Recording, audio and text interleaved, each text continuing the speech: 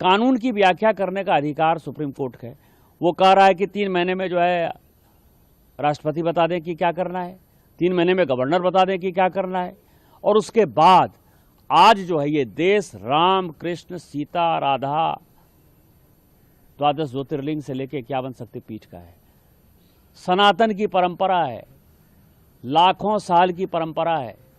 आप जब राम मंदिर का विषय होता है तो आप राम मंदिर में कहते हो कि कागज दिखाओ, कागज दिखाओ। कृष्ण जन्मभूमि का मामला आएगा मथुरा में तो कहोगे कागज दिखाओ। आप जब शिव की बात होगी, ज्ञानवापी मस्जिद की अब बात आएगी, कागज दिखाओ। और आज केवल आप मुगलों के आने के बाद जो मस्जिद बने हैं उसके लिए कहते हैं कि आप कागज कहां से दिखाओ।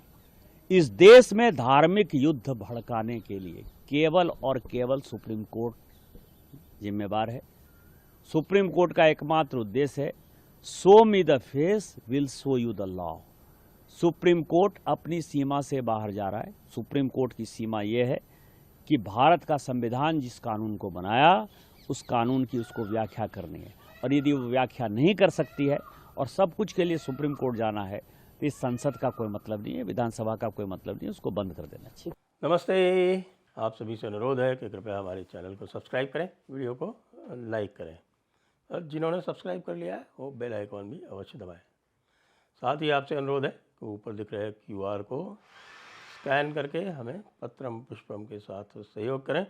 इसी सहयोग से एक राष्ट्रवादी हिंदू इकोसिस्टम बन के खड़ा हुआ है। नड्डा जी ने फिर कर दिया बीजेपी में गड्ढा। जब पूरा देश खड़ा हुआ था एक साथ लगभग नड्डा जी की सपोर्ट में, तब अचानक नड्डा जी को लगा कि अरे भाई मामला गड़बड़ हो रहा है और हमको तुरंत यू टर्न मार लेना चाहिए। और उन्होंने यू टर्न ही नहीं मारा, बल्कि जो पूरे देश की भावना को, भारतीय जनता पार्टी के वोटर्स की भावना को जो लोग मुखरित कर रहे थे, उनके नीचे से उन्होंने तुरंत ज़मीन खींच ली। क्या कर दिया तुमने।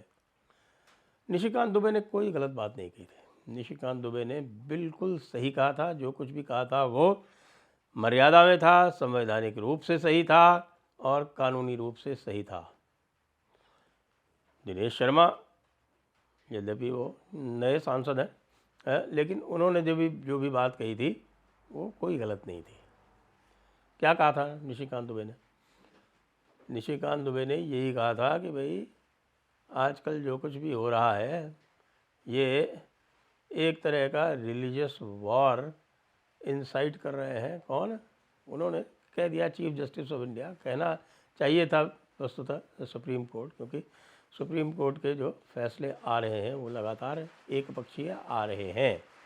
कम से कम ये कह सकते हैं कि भाई चंद्रचूड़ जी के समय में हमें ये पक्का था कि यदि कोई फ्री स्पीच के मामले में कोई भी ऊपर जाएगा सुप्रीम कोर्ट में तो उसको बेल मिल जाएगी, चाहे वो राइट साइड का हो, चाहे लेफ्ट साइड का हो, चाहे सेंटर का हो, आगे का हो, पीछे का हो। लेकिन जब से नए चीफ जस्टिस साहब आए हैं तब से ये नहीं कहा जा सकता। अब उनको दिन कितने ही बचे हैं, आप देखिए कि उनको मुश्किल से महीना भर भी नहीं बचा है, लेकिन इस महीने भर में भी वे बड़े आतुर हैं कि कुछ वो करके जाना चाहते हैं, और वो जो करके जाना चाहते हैं वो एक इकोसिस्टम के पक्ष में करके जाना चाहते हैं, ऐसा दिख रहा है। तो निशिकांत दुबे ने इसको साफ साफ कह दिया, और ये भी कह दिया कि भाई इसका क्या मतलब है। अगर सब कुछ सुप्रीम कोर्ट को ही करना है, सुप्रीम कोर्ट यदि कानून पर, भाई आप कानून निरस्त कर सकते हैं, जी हाँ, यदि वो कॉन्स्टिट्यूशन के मुताबिक ना हो तो किसी भी कानून को निरस्त करने का अधिकार सुप्रीम कोर्ट को है, लेकिन वो भी 5 जज की बेंच को है। लेकिन यहाँ क्या हो रहा है, एक 2 जज की बेंच जो है वो 142 का यूज़ करके कॉन्स्टिट्यूशन को ही अमेंड कर देती है, और उस पर चूँकि वो इकोसिस्टम के पक्ष में है, और चूँकि उनका एक ही मकसद सदैव रहा है कि किसी भी तरह से सेंटर को कमज़ोर करना है, जो उनके स्वयंभू हैं, जो जिसको हम कहते हैं कि साहब की जो प्राइम मिनिस्टर इन वेटिंग है 15 साल से और अगले 20 साल तक रहेंगे, वो तो कह ही रहे हैं कि भाई भारत जो है वो यूनियन ऑफ स्टेट्स नहीं है, कि भारत जो है वो एक फेडरेशन है। भारत यूनियन नहीं है, भारत एक फेडरेशन है। जबकि हमारे संविधान निर्माताओं ने बहुत ही सोच समझ के इसको फेडरेशन ना बना के यूनियन बनाया था। लेकिन एक जज साहब आते हैं, सारी स्कीम उलट पलट देते हैं, और निशिकांत दुबे जब उसके बारे में बोलते हैं या अन्य लोग कुछ उसके बारे में बोलते हैं तो वो कहते हैं कि साहब, नड्डा जी कहते हैं, नहीं नहीं, हम इससे बिल्कुल सहमत नहीं हैं, हमें तो जुडिशरी का बहुत ही आदर है। अरे भाई, ये जो आदर आप कर रहे हो ना, और ये जो आप अपना डरपोकपना दिखा रहे हो, इसी के कारण आज ये स्थिति है। ये डरपोकपना यदि नरसिम्हा राव ने जब सबसे पहले जजमेंट दिया था कॉलेजियम वाला, इन्होंने जजेस जजमेंट नंबर 1, तब ही अगर खड़े हो गए होते और कहते कि हम इसको नहीं मानेंगे तो आज ये स्थिति नहीं होती। अब सारे लोग जो हैं वो विरोध में हैं, सारी जो है वो आपके एमपीज़ भारतीय जनता पार्टी के और बहुत सारे और एमपीज़ विरोध में हैं।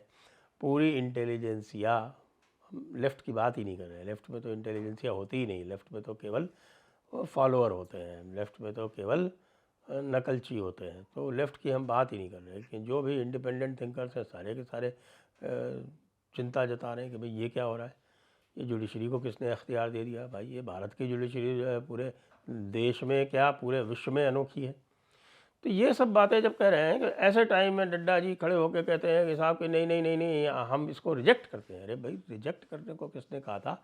अधिक से अधिक ये कह देते कि भाई ये पार्टी का ऑफिशियल मत नहीं है, उसमें आप जो है वो दुनिया भर की बातें लिख रहे हैं कि साहब कि हमें बड़ा आदर है, हमें बड़ा सम्मान है, हम जुडिशरी का सम्मान करते हैं। अरे, सबको दिख रहा है कि आप जो कुछ भी कह रहे हैं उसका कोई अर्थ नहीं है। जुडिशरी का सम्मान कोई नहीं करता है। जुडिशरी के आदेश की केवल पालना होती है आजकल, जुडिशरी का सम्मान अब बिल्कुल नहीं होता है। और मैं तो ये बता रहा हूँ भाई, मैंने तो इस पर पोलिंग की है, मैंने तो इस पर पोलिंग करवाई है। पोलिंग करवाई थी कि साहब की सबसे करप्ट इंस्टीट्यूशन कौन है, तो जुडिशरी जो है वो भारी बहुमत से जीत गई। 56% ने कहा कि सबसे अधिक करप्ट जुडिशरी है जी। मतलब पुलिस भी पीछे रह गई, पुलिस भी 20% पे रह गई, पुलिस और ब्यूरोक्रेसी सब पीछे रह गए। और अभी दूसरा पोल जब मैं करवा रहा हूँ जो कहता है कि सबसे अथॉरिटेरियन कौन है, यानी डिक्टेटरशिप किस इंस्टीट्यूशन में सबसे ज़्यादा है, तब साहब 80% से अधिक मत जो है वो जुडिशरी को प्राप्त हो रहे हैं।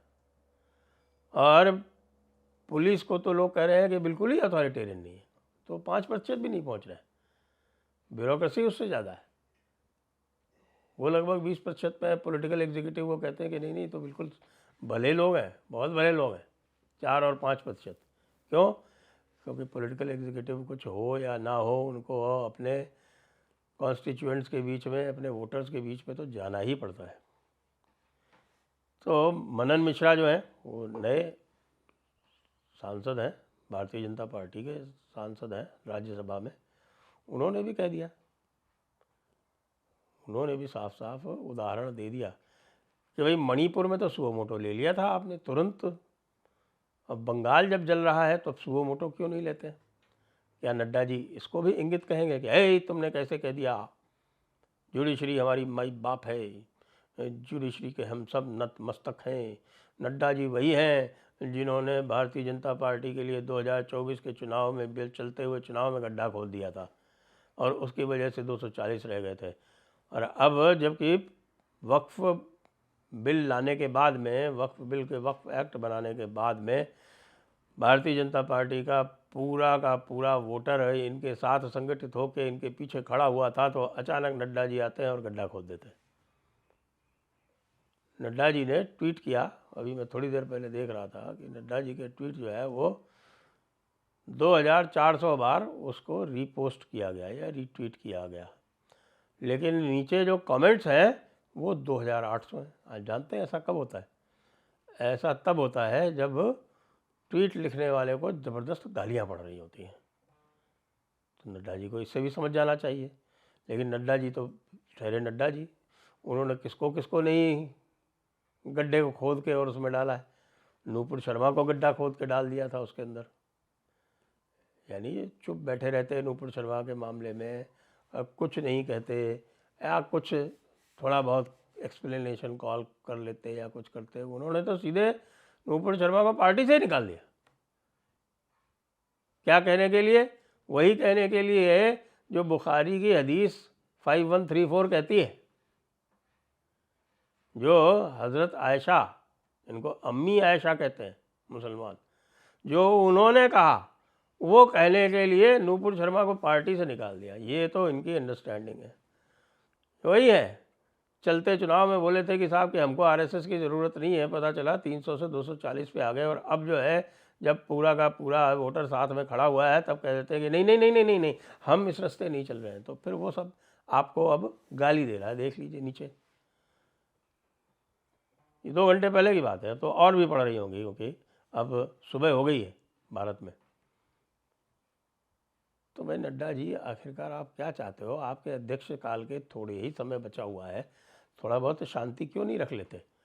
आपको यदि आपके वोटर्स के मूड का पता नहीं है, यदि आपको देश के लोगों के मूड का पता नहीं है, तो इसमें सबसे श्रेयस्कर यही होता है कि चुप्पी साध लो, या कोई बयान देने की आवश्यकता नहीं है अगर तो मत दो।